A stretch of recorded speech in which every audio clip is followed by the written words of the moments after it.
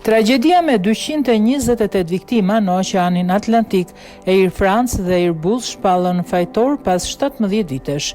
Air France dhe Airbus janë shpallur fajtor për vrasje të paqëllimshme në lidhje me tragjedinë ajrore të vitit 2009 ku humbën jetën 228 persona pas rrëzimit të një avioni në Oqeanin Atlantik. Vendimi u dha nga gjykata e apelit në Paris, e cila i shpalli fajtor kompanitë ajrore dhe prodhuesi në avionëve për përgjegjësi korporative në aksidentin tragjik të fluturimit që po udhëtonte nga Rio de Janeiro drejt Parisit. Sipas hetimeve, avioni u përball me kushte të vështira atmosferike gjatë fluturimit mbi Atlantik, ndërsa hyri në një stuhi të fortë. Më pas ai humbi kontrollin dhe u rrëzua në oqean, duke shkaktuar vdekjen e të gjithë personave në bord.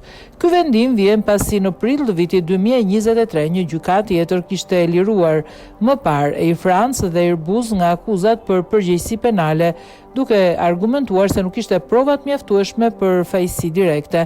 Megjithatë, pas apelimit të çështjes, gjykata e apelit arriti në përfundimin se dy kompanitë mbajnë përgjegjësi për neglizhencë në lidhje me sigurinë e fluturimit. Tragjedia e vitit 2009 konsiderohet si një nga aksidentet ajrore më të rënda në historinë moderne të aviacionit francez dhe shkaktoi debat të madh ndërkombëtar mbi standardet e sigurisë ajrore dhe sistemet teknike të avionëve.